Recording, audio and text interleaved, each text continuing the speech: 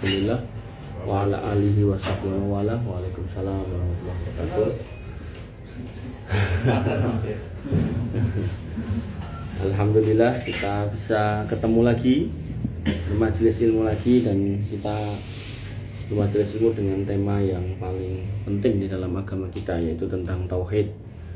Jadi saya udah minta izin sama bosnya kalau temanya adalah tauhid, tapi kalau nanti ada tema-tema yang diminta nanti bisa diselingi tema yang lain. Kita sampai di pembahasan yang ke berapa nih? 3 atau 4 ini, yaitu dengan judul pahala orang yang merealisasikan tauhid. Artinya orang kalau bertauhid itu terus untuk apa toh? Nah, kita refresh dulu. Tauhid itu adalah mengesahkan Allah Subhanahu wa taala dengan tidak menyamakan, apalagi menduakan Allah Subhanahu wa taala. Karena Allah itu tidak mau disama-samakan. Jangankan Allah, kita makhluk aja dibanding-bandingin karo liyane aja kita tidak mau. Kok kowe kaya kae to, Pak? Ini. Tentu kita akan marah.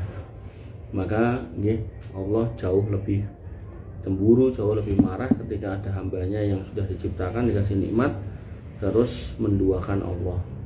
Sehingga tauhid adalah asas seluruh amal dan inti dari ajaran Islam. Makanya tadi saya bilang sebagai materi yang paling utama di dalam agama ini. Bukan berarti yang lain sepele gitu, enggak. Maksudnya enggak ada gunanya orang sholat tapi kemudian tidak bertauhid. Nah, itu penting itu. Enggak ada gunanya orang kurban tapi dia juga enggak sajen. Nah, maka tanpa tauhid seluruh amal manusia tidak akan diterima oleh Allah. Merealisasikan tauhid bukan hanya sekedar mengaku secara lisan, mengucapkan saya muslim dan seterusnya, tapi juga harus dipenuhi dengan proses penghambaan total kepada Allah, yaitu berupa menjauhi kesyirikan baik yang besar maupun yang kecil. Bahkan yang kecil Allah Subhanahu wa taala berfirman, "Wa ma umiru illa liya'budullah mukhlishina lahuddin." Dan mereka tidak diperintahkan kecuali agar menyembah Allah dengan memurnikan ketaatan. Jadi kalau bentuknya taat ya harus kepada Allah. Artinya kalau kita bentuknya adalah sholat, maka sholat kita nawaitunya ya lillahi ta'ala. Assalamualaikum. Al-Imam As-Sa'di mengatakan umiru ayyaj'alu dinahum kulluhu khalisan lillah la yuradu bihi siwa. Maka manusia itu diperintahkan untuk menyerahkan urusan semuanya hanya kepada Allah dan tidak dimaksudkan kepada selainnya. Jadi sholat ya bukan karena pengen dilihat orang, infak sedekah bukan karena pengen diperhatikan orang, enggak, semua karena Allah. Nah, tauhid secara bahasa itu mengesahkan, secara istilah yaitu mengesahkan Allah dalam seluruh aspek ketuhanan, baik dalam urusan rububiyah yaitu meyakini satu-satunya Tuhan di muka bumi, Rob di muka bumi itu hanya Allah. Kemudian uluhiyah, melakukan bentuk peribadatan, rukuk, sujud, berdoa, takut, jaluk selamat, jaluk sugih segala macam itu hanya kepada Allah. Minta sembuh, minta jodoh itu hanya kepada Allah. Kemudian ada juga yang ketiga yaitu mentauhidkan Allah dalam nama dan sifat-sifatnya. Nah, pokoknya pelan-pelan sambil jalan. Qanifidina azani Allah wa iyyakum. Allah berfirman pada Quran surat Az-Zumar ayat 62.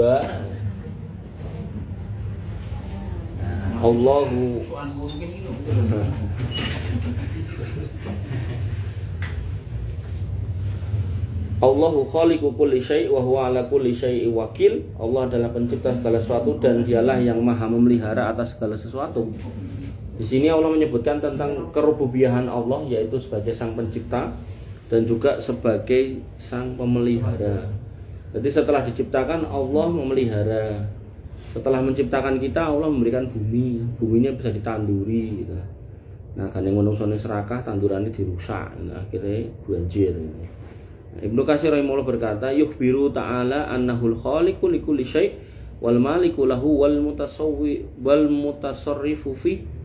Ayat tadi menggambarkan bahwa Allah itu menciptakan semuanya, memilikinya dan mengaturnya. Nah, kemudian tauhid ini memiliki kedudukan yang sangat tinggi di dalam Islam, dan ini adalah pondasi diterimanya amal, dan tidak ada ibadah yang sah tanpa tauhid sebagaimana sabda Nabi SAW, buniyal islamu ala khamsin syahadatu alla ilaha illallah wa anna muhammadar rasulullah. Jadi bunyi syahadat asyhadu alla ilaha illallah itu selain dilafatkan itu harus difahami, diilmui bahwasanya tidak ada ilah yang berhak disembah illallah selain Allah.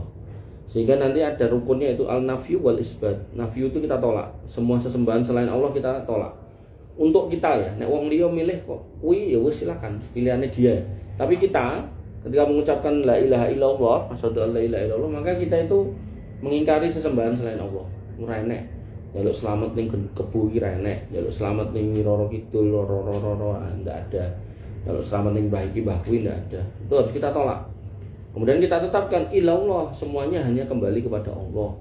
Jaluk sugih ning makam makam Pangeran Samudra ya ora gitu kan. Mana jaluk sugih itu hanya kepada Allah. Wa anna Muhammad Rasulullah, dan kita tetapkan bahwasanya Nabi Muhammad itu adalah Rasul utusan Allah.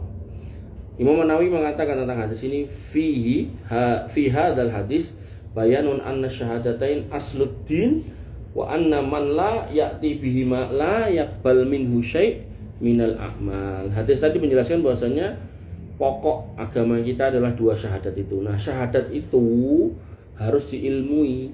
Nanti tidak cuma diucapkan. Makanya kadang ada orang yang mengejar kuantitas tapi tidak tahu kualitas. Contoh tahlil, tapi tidak paham itu apa. Akhirnya begitu tanggal-tanggal tertentu buang sajen gitu. Nah, harusnya difahami itu apa. Makanya ciri orang yang paham, kalau dia sudah paham maka dia akan meninggalkan semua yang disembah atau dipuja, diagungkan, diminta tolong selain Allah. Dan ini orang musyrik tidak mau. Contohnya sinten Abu Thalib. Abu Thalib itu pamannya Nabi, gak pernah beriman sama Nabi, maksudnya gak mau masuk Islam, tapi percaya kalau ponakannya ini gak pernah dusta. Nah, di akhir hayatnya ditawari untuk masuk Islam ketika mau meninggal. Ya ami qul la ilaha illallah uhajjun laka bi indallah. Paman, om, mangendikan la ilaha illallah sak mangke nek jenengan sedo niku saged dados hujah, dados dalil, dados bukti di hadapan Allah nek jenengan pun lebet Islam.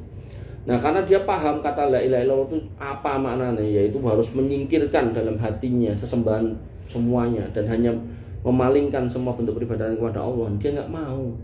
Padahal mau garek ngucap ini kelangan apa tuh orang ngucap ya. Kemudian mau la ilaha illallah itu kira-kira kelangan apa? Nggak ada, nggak kelangan apa-apa. Paling kelangan nopo to swara rasa piro ya kan. Makanya karena dia tahu itu apa, nggak mau ngucap. Mas Mbak, makanya manifestin azan ya Allah wa iyyakum. Nah, kita yang sering ngucap ya harus belajar itu apa, harus menghayati. Makanya kalau udah la ilaha illallah berarti saya tidak boleh cari pesugihan, saya tidak boleh melet nyantet, tidak boleh. Makanya istilah-istilah apa cinta ditolak dukun bertindak itu nira singkirkan dalam hidup jenengan. Jangan pernah terucap, karena nek wis diucapke sugesti ya tenan. Gelo karo wong golek aku dukun nah gitu. Nah, kalau udah seperti itu jatuhlah ke dalam kesyirikan. Qanibitina azani Allah wa iyyakum. Nah, terus keutamaannya apa? Nah, orang yang mentauhidkan Allah dengan ikhlas akan mendapatkan jaminan surga dan terhindar dari neraka. Nabi bersabda, "Man qala la ilaha illallah dakhalal jannah."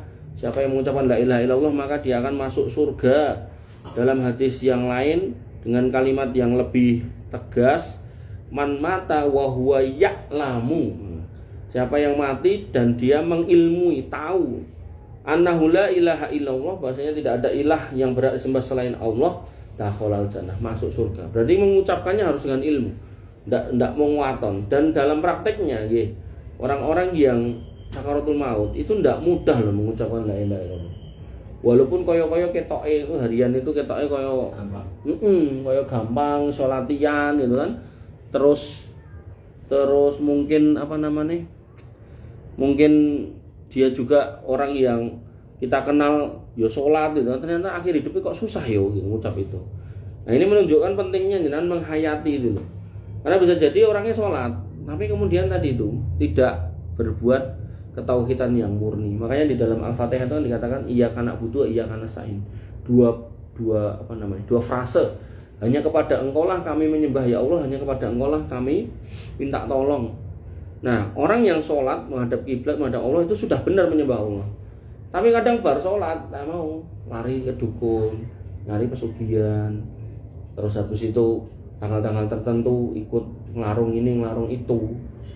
Saya kayak contoh ya, misal kayak di Merapi gitu kan. Ketika Merapinya erupsi, orang udah buru-buru gawe sajen. Padahal ketika ditanya lu sing gawe gunung sapa mbah? Allah lah. Nah, terus sing marai mbledos sapa? Ya Allah, lah ngapa kok sajene? Ya ben penunggune ora nesu lho gitu loh. Penunggune siapa gitu? Ya penunggune Merapi. Dan di laut juga sama. Dan ditanya sing gawe laut sapa? Mbah. Allah. Sing gawe iwak sapa, Mbah? Allah. Lah ngapa dadak sajene? Ngene iki yo ben selamat kok nek golek iwak. Gitu loh. Padahal kita setiap sholat tuh mengatakan apa? Allahumma antas salam, minkas salam. Dikir habis sampai sholat dulu. Ya Allah, engkau lah sumber keselamatan, engkau lah Rabb yang memberi keselamatan. Selamat itu hanya dari engkau, gitu kan? Tabarok Rabbana ya dal jalali wal ikram. Maha suci engkau, Rabb kami yang memiliki al-jalal, keagungan, kebesaran, dan al-ikram, kemuliaan. Makanya ihwani fiddin azani Allah wa iyyakum nggih. Yang dimau itu enggak cuman ngucap, tapi membuktikan. Sama kayak kita sama istri kita, pokoknya cintaku hanya padamu, misalnya kita ngomong gitu toh. Terus boncengan arep jagong. Satu minggu yang jagongan kata. Lah mungkin yang dalan nek sing bengese rada abang keabangan itu. Terus yo khilaf rada minggu sithik ngono. Garwane ngerti mesti kan yo nesu. Ngomongnya cintamu hanya padaku, kok lirak-lirik Mas. Yo piye mosok numpak motor orang delok dalan ya pun nabrak deloke dalan Mas. Jenengan mau deloke mrono, dalane lurus itu. Dia tentu akan mengkonfirmasi cintamu itu bener apa palsu toh Mas itu loh. Atau misal kita mengatakan aku cinta padamu gitu, tapi gak gelem kerja gitu. Nah itu jangan nanya ngomongnya cinta Mas kok ora kerja no. Ya kan kita yang penting kita saling mencintai mati ya. Ya makanya ihwani fillah azan ya Allah iyyakum nggih. Yang harus kita pahami nggih, mengucapkan la ilaha illallah tuh jenengan harus paham kuwi apa gitu loh. Jenengan kok jek ngewer-ewer sajen, ngewer-ngewer das kebon, das pitik nek dipangan ra apa-apa, tapi nek dienggo sajen naudzubillah nggih. Jenengan cek melu nglarung iki nglarung kuwi sedekah bumi, sedekah nek bersih desa nganggo sapu resik-resik ndak apa-apa, tapi nek gawe tumpeng diwayangi, golek ledek pas ditekoki iki acara apa to jane? Bersih desa. Lah kok ora nyapu-nyapu? Iki meresiki desa sanga apa istilahnya? Sanga mala, ngruwat desa. Nah, itu gak bener ya kayak gitu. Makanya ihwani fillah azan ya Allah wa iyyakum. Sekali lagi ya, saya ulangi, Allah menyatakan Allahu khaliqu kulla syai'in wa huwa ala kulli syai'in wakil. Semua yang jenengan lihat di muka bumi itu Allah yang menciptakan. Maka kalau ada baik dan buruknya, maka itu kuasa itu kembali kepada Allah. Lemah longsor, ya Allah yang mengizinkan. Nah, lo berarti Allah kejam? Enggak. Manusianya yang mendolimi dirinya sendiri. Nah dalilnya apa? Banyak. Salah satunya misal idza doharo zina wa riba fi qaryatin. Kalau zina sama riba itu sudah biasa di satu negeri, enggak ada sing nyelekke, enggak ada sing dandani, maka faqat ahallu bi adabillah. Mereka itu sedang atau sudah menghalalkan Allah untuk mengadab mereka. Nanti dalam sebuah ayat Allah menyatakan wa ma Allahu bidzallamil abid. Allah tidak akan mungkin berbuat kejam pada hambanya. Makanya kalau ada hamba yang mendapatkan musibah cobaan, maka bima kasabat aidinas. Itu semua ulah tanganmu. Makanya apa ya? Allah menyebutkan lagi dalam ayat yang lain wa makaru Allah wallahu khairul makirin. Manusia itu bermakar, wah dideliknya kayune itu. Tapi Allah maha hebat makarnya. Makanya kemudian disingkap kayune glondong, mengalir dalam bentuk gelondongan ya kan. Tidak ada daunnya sehelai pun menunjukkan itu sudah dibabat, diresiki. Makanya itu cara Allah untuk mengungkap aib. Nah, tapi ya jenenge menungso, kadang dingonoke ya cek kurang introspeksi. Makanya ihwani fillah azani Allah wa iyyakum Kasir mengatakan yuhbiru ta'ala annahul khaliq likulli syai' wal malik lahu wal mutasarrif fih. Ini semua kabar dari Allah, Allah yang ciptakan, Allah yang memiliki, Allah yang mengatur. Kemudian pada kalimat berikutnya bahwasanya setelah tadi disampaikan orang yang masuk surga itu adalah orang yang bisa mengucapkan la ilaha illallah dengan baik dan benar, maka Ibnu Rajab Al-Hambali berkata al-muradu annahu man qalaha mukhlishan mustaqinan biqalbih, yaitu siapa yang mengucapkannya dengan ikhlas penuh keyakinan, dengan penuh keyakinan di dalam hatinya, wa amila bimuqtadoha. Nah ini dan mengamalkan konsekuensinya. Konsekuensi jenengan ucap la ilaha illallah ya jangan berbuat kesyirikan. Jangan buat sajen, jangan ke tempat-tempat keramat, golek wangsit, tekok nomor gitu kan, ke kuburan-kuburan, petilasan-petilasan tua, ke sumur-sumur tua. Sampai saya ada lihat tuh di salah satu akun apa ya kemarin, TikTok atau apa itu, ada akunnya seorang dukun jenenge Romo Andre, terus bersama dengan dukun yang lain lagi 2 orang gitu. Siji macak medeni kae, alisnya diumbahke, rambutnya didawake gawe rewu-rewu, terus lambene dibengkesi ireng gitu kan.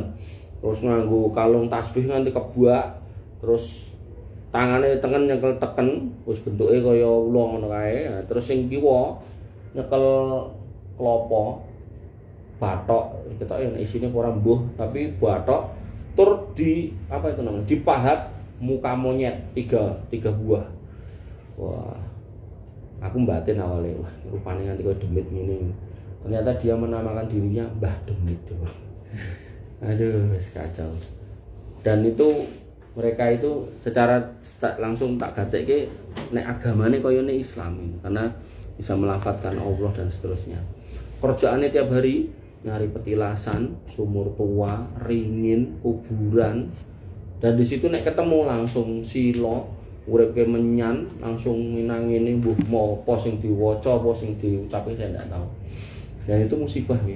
Maksudnya Allah di atas arsana Maha Agung, Maha Besar memperhatikan kita, tapi kita di sini harusnya mengagungkan yang Maha Agung dan Maha Segala-galanya di sana, tapi kita malah mencari makhluk Allah dari kalangan syaitan jin, bahkan mungkin tidak cetok bentuknya, ra ngerti, ra tau ketemu, tapi digawe-gawe diaran-arani. Al-Quran sudah menyebutkan bahwasanya illa asmaun samaitumuha antum wa aba'ukum. Sing mbok parani, mbok sebut-sebut itu nama-nama yang mbok buat-buat kamu sama bapakmu. Makanya wanibitina azani Allah wa iyyakum, kalau sudah ada yang cetha, kenapa golek sing ra cetha gitu loh. Sama kita hidup wis memilih wanita untuk kita nikahi ya, ngopo ya dadak golek sing ra cetha lirak-lirik sana sini. Lho nek emang arep nikah meneh itu ya nek wani ya gak apa-apa gitu loh. Tapi jangan kemudian mau lirak-lirik, engko padune mau meh pengen jangan gitu kan. Jangan, itu namanya musibah. Bahkan sampai zina naudzubillah gitu. Ada orang-orang kayak gitu. Pengennya ya cuman seneng-seneng, begitu sing wedok gandeng rondo suwe, wis pokoke aku gandeng wis mbok eker-eker aku nikahono Mas, melayu malah. Tidak berani tanggung jawab. Karena memang niatnya sudah cuman pengen melampiaskan nafsunya tok gitu. Bukan serius. Nek serius genah gentle gitu loh. Parani bojone, "Dek aku meh nikah meneh." Entuk ra entuk pokoke kudu entuk. Lah apa gajimu piro to, Mas? Iku wis tak kei piro to, 5 yuta, ora bakal tak kelongi. Aku tak golek liya nggo nguripi wong siji neh. Ngono sing gentle gitu. Ustaz kok ngandani kok wani? Ora wani. Nah, makane saya ngajari yang bener-bener aja gitu kan. Makanya wani bidin azani Allah wa yakum. Dan Allah berjanji ya buat orang yang bertauhid, hidup jenengan enggak akan aneh-aneh nek jenengan bertauhid. Enggak akan ketemu sing aneh-aneh, enggak akan merasakan hati yang aneh-aneh, enggak akan carut-marut yang aneh-aneh. Quran surat Fusilat ayat 30. Innalladzina qalu rabbuna Allah tsumastaqamu. Orang-orang yang mengucapkan Rabbku itu Allah kemudian istiqomah. Tatanazzalu alaihimul malaikah alla takhafu wa la tahzanu. Akan dihibur oleh malaikat, didatangi, dituruni oleh malaikat, dan mereka mengatakan alla takhafu wa la tahzanu. Urip ora usah kuwatir, ora usah sedih. Wa absyiru bil jannati allati kuntum tu'adun. Sabar-sabarno, enek surga sing wis cemepak. Makanya ikhwani fiddin azani Allah wa iyyakum, walaupun nanti ada ulama tafsir yang berpendapat ini ayat kisah atau menyebutkan tentang proses menjelang sakaratul maut. Jadi sebelum mau meninggal itu orang yang bertauhid itu didatangi malaikat. Tenang, rasa sedih, rasa khawatir, mayar-mayar gitu kan. Nanti keluarnya ruhnya orang beriman tuh kayak air yang keluar gitu, pelan-pelan. Halus itu set gitu sampai dipegang. Dibawa ke langit dunia, tembus langit 1 2 3 4 5 6 sampai 7. Sampai sana kemudian Allah berfirman, "Kuwi hambaku balekno." Balik ke ning kuburan. Tapi kalau kemudian hamba yang tidak bertauhid, hamba yang kafir, musyrik dan seterusnya, itu yo koyo banyu juga, tapi di dalam botol, terus iki enak bolong-bolongnya gitu, terus ditutup diesel gitu, ambiar gitu. Tapi sama malaikat disaut langsung set bawa naik. Begitu naik ke langit dunia enggak dibukakan pintunya. Soalnya apa? Bau. Kuwi ruwe sapa mambu. Enggak usah dibukakan, terus diperintahkan oleh Allah, itu hambaku, lemparkan dia kembali ke kuburan, dikeplek gitu. Makanya ikhwani fiddin azani Allah wa iyyakum nggih. bisa dimaknai dua hal. Hidup jenengan, dalam kondisi hidup jenengan nggak akan galau, nggak akan gamang, nggak akan stres, apalagi gila, naudzubillah. Nanti juga menjelang sakaratul maut jenengan baik-baik saja. As-Sa'di mengatakan haula'i jama'u bainal iqrar wal istiqomah. Bahwasanya ayat tadi menyebutkan adanya gabungan antara pengakuan tentang keesaan Allah dan keteguhan berpegang pada prinsip itu. Fanalu al-amnu wal busyra bil jannah. Maka mereka berhak mendapatkan rasa aman dan kabar gembira berupa surga. Kemudian yang kelima tadi tidak sebutkan, bahwasanya Nabi SAW bersabda, man mata wa huwa ya'lamu annahu la ilaha illallah dakhalal jannah. Siapa yang mati dan dia mengilmui kalau tidak ada ilah yang berhak disembah selain Allah, maka masuk surga. Berarti catatannya tidak cuma mengucap tok, tapi kudu ilmui, belajar. Nah, kita membahas kitab tauhid ini bagian dari mempelajari bagaimana kita mengesahkan Allah. Ibnu Hajar al-Asqalani berkata, ai alal ilmi wal yakin wal amal bimuqtadaha, yaitu aplikasi tauhid itu di atas ilmu dan juga keyakinan, bukan keyakinan tok tanpa ilmu, dan amal juga yang sesuai dengan ilmu. Nah, la alal jahli wal iqrad, bukan dengan kebodohan. Nah, makanya ngomong la ilaha illallah itu bukan itu. Nek itu pun dilakukan juga harus tahu itu apa. Jangan sampai bertahlil gitu tapi kemudian buat sajen. Di medsos itu orang yang ke makam Pangeran Samudra itu ning Kemukus itu sing juru kuncine yo A'udzubillahi minasyaitonirrajim. Bismillahirrahmanirrahim. Mbah Fulan bin Fulan niki enten Piyai Surakarta Hadiningrat, Yai Jaler kalih setri sekalian dugi mriki ajeng mados gampil rejeki, mang rencangi, mang kancani, mang tulungi, ngono lho. Nah, itu udah kesyirikan akbar. Makanya ikhwan fillah azani Allah, jangan terkecoh dengan bacaan pembukaannya bismillah, ta'awud, maca al-Fatihah gitu kan. Maca sholawat, jangan gitu kan. Orang pada mau buat kepala kebo itu ya maca sholawat loh, hati-hati. Jangan terkecoh dengan itu, tapi esensinya ibaratnya ini. Iki botolnya tulisnya mereknya air alam, banyune warna putih. Kok ndak segelan, pas jenengan buka mambune sengak gitu. Jangan terkecoh sama bungkusnya. Oh, bisa wae itu isinya cium konang. Sing ngapal ya sing tahu gitu. Oh, iki cium konang. Oh, iki apa minyak apa? Minyak sing putih-putih iki minyak kampak gitu. Tapi sakmene kae ya larang banget. Gitu. Jadi bungkus tidak akan menutupi hakikat isinya. Makanya walaupun itu pakai bismillah, ta'awud, pakai sholawat, mungkin dibaca al-Fatihah, dan intinya adalah minta kepada sana Allah, tetap itu nggak boleh.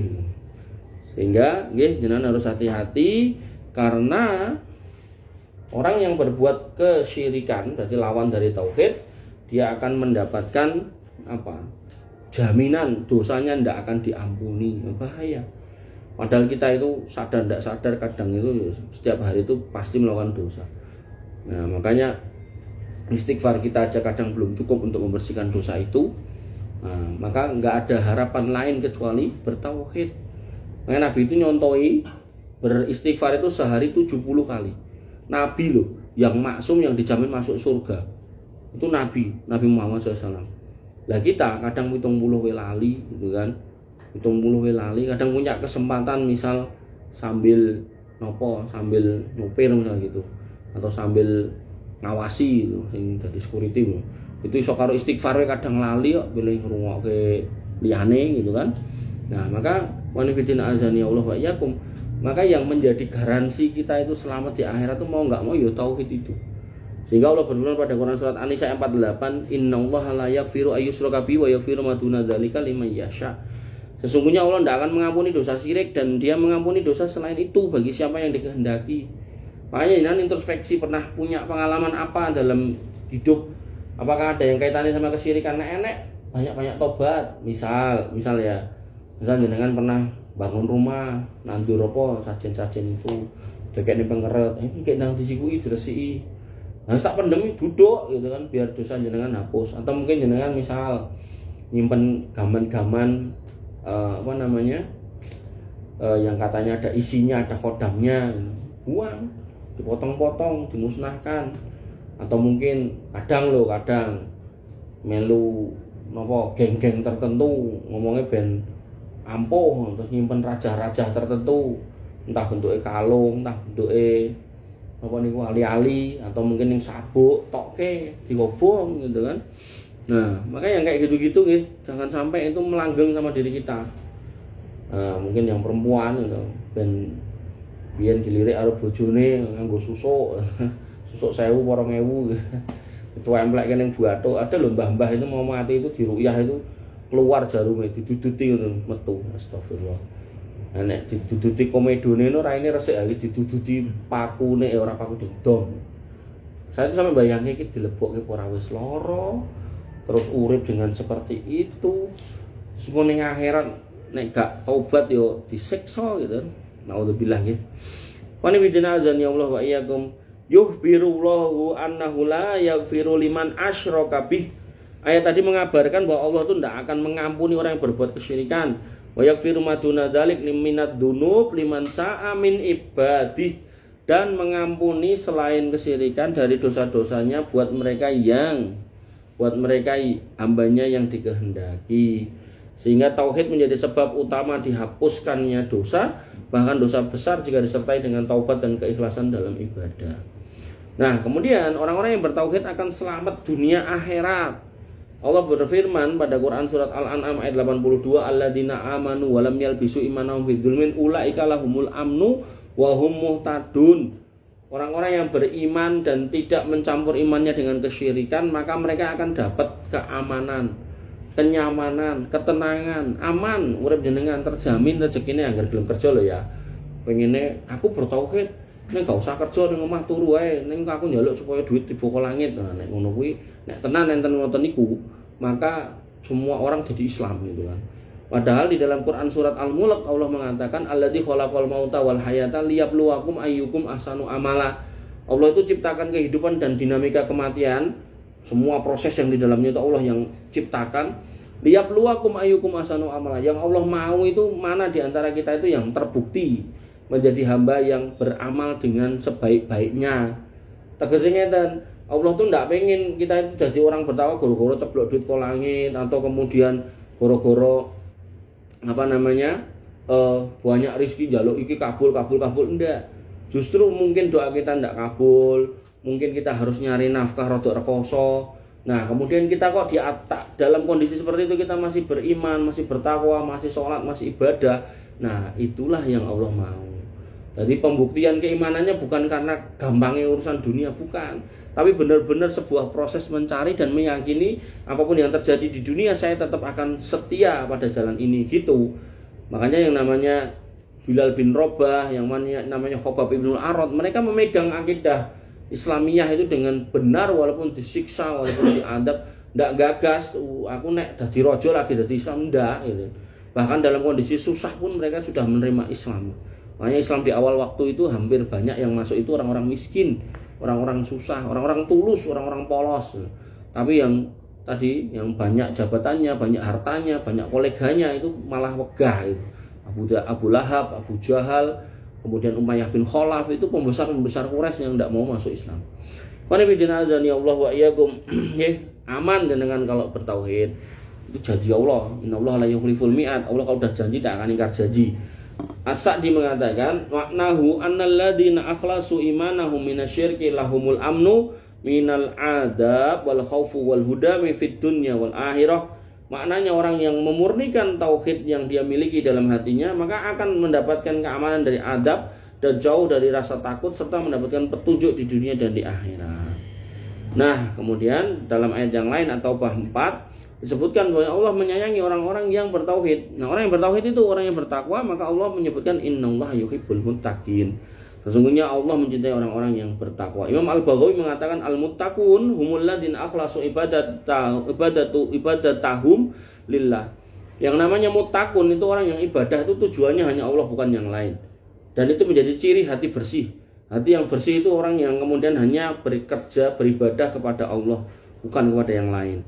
Wastanibu asyirka wal ma'asi, dan dia menjauhkan kesyirikan dan kemaksiatan. Wanibidin azani Allah wa iyyakum. Nah, kemudian Disebutkan pada Quran surat Ghafir ayat 14 bahwasanya tauhid menjadi sebab doa dikabulkan. Fad'ullaha mukhlishina lahuddin, maka berdoalah dengan memurnikan ketaatan kepadanya. As-Sa'di mengatakan fil ayati dalalatan ala anna du'a la yustajabu illa idza kana khalisan lillah duna ma siwahu. Jadi kalau kamu berdoa dan kamu bertauhid kok berdoa kemudian terkabul, itu adalah buah dari ketauhidan dan itu adalah kenikmatan yang sangat besar. Sehingga kalau ada orang gak sholat, gak bertauhid kok dungane kabul, itu hakikat istidraj. Jadi ibaratnya ada orang kafir minta air, kok Allah kasih air, itu hakikatnya cara Allah agar dia itu lupa jalan pulang. Tapi kok jenengan kemudian bertauhid minta air, Allah kasih air, itu ini nikmat yang paling besar. Makanya ketika melihat musibah jangan dipukul rata. Kemarin ada yang nanya sama saya, itu orang Aceh Islam, ya, menerapkan syariat Islam, ya, tapi kena musibah bola bali gitu, itu kan adab itu. Enggak, saya bilang itu cara Allah untuk menyayangi mereka. Nah kok iso? Allah berfirman, Nabi SAW bersabda dalam sebuah hadis, innallaha idza ahabba abdin ibtalahu. Allah itu kalau mau mencintai hamba, Allah akan kasih cobaan. Makanya kalau ada wong mendem livernya pecah, kalau seorang ustadz yang gangguan liver juga, jangan dihukum sama. Beda insya Allah. Yang satu memang karena adab, yang satu karena Allah mencintai yang bersangkutan. Delalah pilihannya penyakit yang dikasih di organ yang sama gitu. Makanya wani bidina azani Allah wa iyyakum. Masih banyak ini, tapi saya selesaikan sampai di situ aja. Intinya ketika kita bertauhid dengan baik, maka Allah akan memberikan banyak kebaikan dalam hidup kita. Makanya jangan ragu untuk bertauhid, karena mau nggak mau hidup kita itu liyak budun. Sebenarnya liyak budun itu ada kata tambahnya liyak buduni. Wa ma khalaqtul jinna wal insa illa liya'buduni. Ini kembali kepada Allah. Tidaklah kamu manusia dan jin tak ciptakan kecuali untuk menyembahku. Nah, menyembahku dalam tafsirnya disebutkan liyuwahidun, untuk mentauhidkan aku. Makanya wani fitina azani Allah, kita meminta kepada Allah agar kemudian diteguhkan di atas ketauhidan yang benar. Cukup, silakan kalau ada yang mau bertanya. Sumonggo. Monggo Mas. Syirik kecil ciri-cirinya apa? Syirik kecil ciri-cirinya adalah melakukan ibadah yang ditujukan kepada Allah tapi diniatkan pada selain Allah. Contohnya adalah orang yang sholat niatnya itu untuk dipuji orang lain. Sholatnya bener menghadap kiblat, tujuannya Allah, tapi di dalam hati ini enak bosku ben dilem, itu syirik kecil. Bedanya syirik besar apa? Dia sujudnya bukan kepada Allah, jadi memalingkan ibadah yang harusnya kepada Allah kepada selain Allah. Contoh, enek kuburan dia sujud, enek wit dia sujud, enek binatang dia sujud, gitu kan. Nah, Nabi padahal mengatakan kalau kiranya manusia itu boleh sujud kepada manusia, maka yang tak suruh nanti sujud itu seorang istri kepada suaminya, saking besarnya keutamaan dari seorang suami. Itu Nabi mengatakan sekiranya, tapi faktanya Allah tidak pernah mengizinkan manusia sujud kepada manusia. Nah, mungkin ada yang bertanya, nah kayak kok malaikat sama iblis kon sujud kepada Adam? Pertanyaannya adalah sing ngongkon sinten? Sing ngongkon Allah. Nah, sing ngongkon Allah ya sudah. Makanya kalau misalnya Allah nyuruh makhluk sujud kepada makhluk, ya kita taat samina wa ta'na. Makanya Nabi kan mengandai-andai, kalau kiranya boleh seorang makhluk, dalam hal ini manusia, sujud kepada manusia, maka yang tak suruh sujud itu wanita kepada suaminya.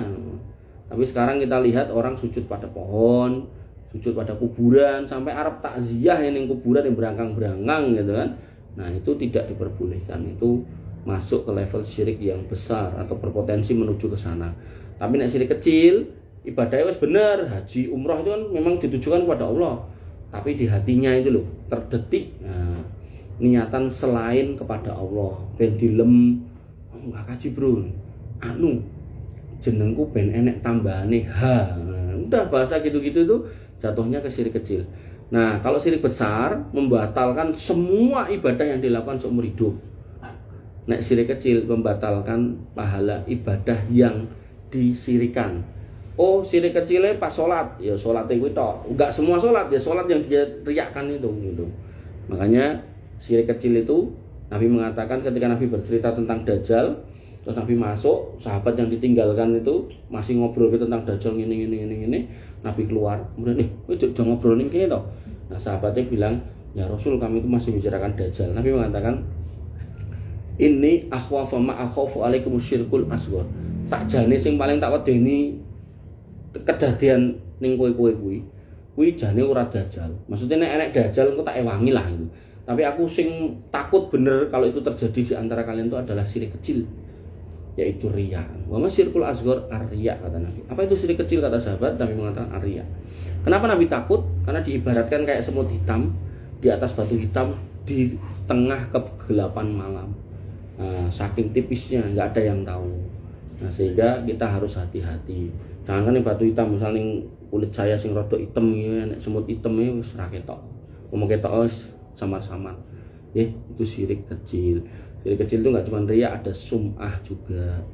Sum'ah itu ben dirungokke wong. Nah, ben didengerin orang. Misal di satu masjid nek mau Jumatan kadang ada pengumuman gitu toh. Nah, lalu kemudian kita nyumbang, naudzubillah ya. Dan kita ngomong, nanti tolong diumumkan ya. Nek tadi ada seorang muslimin namanya si Fulan ini maksudnya aku gitu. Sudah nyumbang semen setengah sak. Semen setengah sak aja lek diumumke gitu kan. Nah, itu namanya sum'ah. Nah, nanti ada riya dengan makna terbalik, yaitu apa?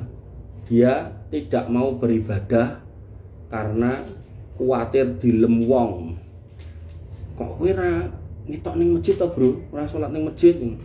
Aku kuatir riya. Kuatir riya ning dia malah enggak melakoni sing baik. Nah, itu juga riya dalam makna yang sebaliknya. Riya juga itu, tapi riya tidak taat pada Allah. Itu keliru juga. Ya, harusnya dilawan aja. Ibadah aja. Nanti nek ada kira-kira hati itu mulai condong nek di rumah wong mulai guyang-guyu ta'awudzubillahi minasyaitonir gitu. Nggih. Gitu. Pun monggo mau lagi? Enggak apa-apa. Enggak udah. Kok aneh entuk toh? Enggak harus yang di ini enggak apa-apa. Enggak apa-apa, yang lain enggak apa-apa. Apa hukum makan tahu boleh? Mungkin orang suami dia ideal pokok kan suami. Seorang lelaki yang menjadi kepala rumah tangga, idealnya seperti apa itu buat untuk idealnya seperti untuk istri dan anaknya. Wah, pertanyaan luar biasa. Ar-rijalu qawwamuna 'alan nisa. Oh. Namanya laki-laki itu pemimpin buat istrinya. Wah, namanya pemimpin ya berarti harus di depan. Di depan sebagai apa? Sebagai pelindung, sebagai imam, sebagai yang mengarahkan, sebagai yang menuntun ke surga, sebagai yang mengusahakan kehidupan yang layak untuk mereka. Nah, ini yang paling ideal itu. Ar-rijalu qawwamuna 'alan nisa. Jadi paribasane nek melaku di tengah kerumunan, wes laki-laki yang gentle itu yang meletakkan istrinya di belakangnya. Ning buriku. Nah, aku sing maju. Nah, ora arep adu ora. Nek bojomu sing ning ngarep kok disenggoli wong, nah, kesenggoli kuwi gitu kan. Nah, tapi seorang laki-laki pegang belakang. Ada seorang ustadz yang saya ambil ilmunya, tidak saya sebut namanya. Itu nemeni istrinya ke pasar. Bukan di sini, enggak di samping, taruh belakang. Karena pasarnya crowded sekali gitu, taruh belakang. Jadi dia benar-benar yo nek apa istilahnya kesenggol orang tuh si suaminya itu dulu. Nah, gitu ya. Jadi nek basa Jawane wong lanang ki tulang punggung ora tulang tulung. Nah, itu nek terkait nafkah. Nek terkait apa tadi keimaman masalah ke arah surga ya ku anfusakum wa ahlikum naro. Selamatkan dirimu dan keluargamu. Berarti kalau kita bisa sholat tertib ya anak istri kita suruh sholat, istri kita suruh jilbaban, anak kita laki-laki subuh dibangunkan gitu kan. Belum bisa baca Quran ya kita pastikan bisa baca Quran. Punya duit masukkan pesantren, nggak punya duit masukkan ke TPQ, TPA gitu kan. Oh Pak Dewi ya orang sama Quran ya sisan melu TPA ya apa-apa. Oh isin gitu kan ya.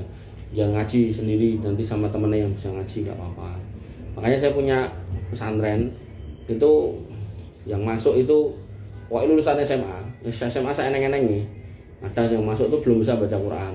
Zaman dulu waktu masih di Jakarta saya itu saya ngajari baca Quran saya sendiri. Yo baca Quran apa gitu. Tapi nek sekarang kan apa namanya? Saya agak repot ya. Jadi terus yang belum bisa baca Quran adalah ya sudah tidak ada. Dulu ada yang parah gitu. Jadi masuk itu lulusan SMP udah gitu lama nggak kenal agama, jadi tontonannya wangel nakal ya. Ya kita coba untuk arahkan gitu. Ngaten Mas. Ya kan ada lagi dikit tambahan. Apa tuh? Bekal buat yang sudah berkeluarga maupun yang belum keluarga. Yang sudah berkeluarga. Untuk memimpin sebagai rumah tangga itu mesti buat suami itu apa aja bekal-bekalnya harus dipersiapkan. Siap. Guru saya itu ngasih nasihat gini. Jangan pernah tanyakan hakmu dari pasanganmu, tapi tanyakan sudahkah kewajibanmu kamu tunaikan kepada pasanganmu. Maksudnya gini, ketika kita bertanya hak, kemungkinan dan kemungkinan besar kita akan merasakan gelo, kecewa karena pasangan kita mungkin ada hal yang belum dilakukannya. Sehingga nek kita nanya hak, enenge ya ngomong kok ternyata bojo kurang ini, bojo kurang ngono. Tapi nek kita nanyakan kewajiban, maka hakikatnya itu kembali kepada kita supaya nanti hisab kita di akhirat itu enggak berat. Oh, kewajibanku kerja ya tak, aku wis nglakoni. Kewajibanku nasihati bojoku wis tak nasihati. Kewajibanku nyepake sandang pangan sak cepake. Oh, ning omah nek ora bener tak elekke. Dah, kewajiban dulu. Nah, nanti nek hak bisa diminta pelan-pelan. Nah, Dek, ayo. Mau kesel. Nah, wis, leren sih. Ojo dioyak terus. Engko nek doyak terus ndak selesai karena nek nanya hak itu mesti akan banyak kekurangan. Ning wong lanang begitu pula wong itu pengennya kan pasangannya ideal. Nek wong lanang ya pengennya bojone wis ayu, wangi, pinter masak, pinter ngaji, sholihah, nek diceluk manut gitu loh. Tapi faktanya kan kadang ya enggak gitu dan itu ya enggak cuman bahwa butuh apa-apa dicukupi kan gitu kan. Nah, padahal wong lanang apa kata Nabi? Jenengan nyukupi kebutuhan istri itu full penuh, tidak ada sing kelong, mati-matian jenengan perjuangkan setahun. Kamu melakukan kesalahan sekali kata Nabi. Nah, maka seorang wanita akan mengatakan maro'aituka khairun qatun. Mas, urip ya ono ya ini roko yo, enenge yo ora bener terus gitu kan. Kowe kok jahat karo aku. Padahal selama setahun itu wis mati-matian jenengan puntang panting nyekel setir siap tabrakan siap mati gitu kan mung mulih telat gitu kan apa mulih mungkin apa jenenge lali gawake martabak padahal janjeni gitu kan wah genah Nabi lho sing ngomong bukan saya lho makanya ya ini introspeksi aja makanya saya punya guru itu ngomong gitu bahwasanya jangan terlalu banyak menanyakan hak udah tanyakan pada diri kita kewajiban kita sudah belum karena nek jenengan nanya hak dia akan mengkoreksi hak dia kepada jenengan. Kowe nyelok aku mau lah, kowe wingi janjeni nggo martabak endi ra enek. Dan wong wedok ngomongke kelingane wah. Heeh. Ngumpuli nek kewan ki unta lho. Hanya kamu nek ketemu unta, jangan mbok nakali. Misalnya kamu nang Gembira Loka, enek unta kok mbok sampluk gitu, plak gitu, misal gitu kan. Dia akan ingat. Nah, 5 tahun lagi kamu ke sana, misal kamu wis lupa, dhek kelingan, woi lah dislentak, nek ora dicuwokot jenengan. Dia itu hewan paling inget. Pokoke anggere untane jek kuwi lho ya, nek untane sing pas jenengan sampluk wis mati ya beda cerita. Berarti unta itu binatang sing ingetannya luar biasa. Hati-hati pokoknya sama unta. Nih, itu. Itu nggih. Monggo artinya kita sharing-sharing aja. Jadi ya wis ngono kuwi lah wong urip. Dan itu enggak cuman berlaku pada ngapunten orang yang ngaji kayak jenengan, wong awam yo ngono, bahkan kadang bojone satu yo ngono, gitu kan sama aja. Karena pada prinsipnya kita itu ya manusia. Gitu. Dan manusia pada akhirnya kembali kepada fitrahnya, inna nafsal amaratum bisu, punya nafsu yang mengajak kepada hal yang jelek. Nah, tinggal illa marrahima rabbi. Bagaimana jiwa masing-masing orang itu berusaha dirahmati Allah. Nek dirahmati Allah, nafsunya akan diarahkan yang baik. Misalnya kita punya nafsu nih, nafsu makan. Dirahmati Allah ya, kita mau makan daging babi, mending aku mangan iki wareg guys. Senajan rasane ya tahu gitu kan, ora rasa daging. Wis bismillah ini. Begitu pula ketika kita punya nafsu haus, kita ngerti dapat rahmat Allah, kita ngerti khamar haram. Oke, mending aku ngombe banyu sak galon daripada ngombe ciu sak tetes. No. Begitu pula urusan ngapunten urusan suami istri iki sing nikah piro to iki? 1. Oh, kata, sampean juga. Ngaku Jokowi. Nah, Nah, jadi misal urusan suami istri ngerti nggilikan kayak haram ya ora bakalan moro gitu, Mbok. Di apa nek wingi jamaah masjid Jagaran kayak ngomong regone ngomongnya polsek 50 ngomongnya. Wis ora 50 wis ora haram gitu kan. Rokok gitu kan. Makanya yang didatangi istrinya gitu. Makanya jenengan iki lho wong lanang iki nggo anu juga ya. Nggo ngiyem-nyematin jenengan. Jenengan nek mentolo. Sing iki tenan iki sing jomblo sing ndi to? 1, 2. Tenan nih, orang ngaku-ngaku. Oh, 3. Papat ini. Kowe urung nikah, Mas? Oh, lah kapan main nikah? Rupane cocok gitu anak loro. Iki tengah iki. Urung to? Oh, alah. Lah kuwi wong wedhus sing digandeng. Sing digeret. Ngapunten jenengan nek gelem jujur, gelem ngitung, tak pateni sik wae lah, iki rada jaru sithik.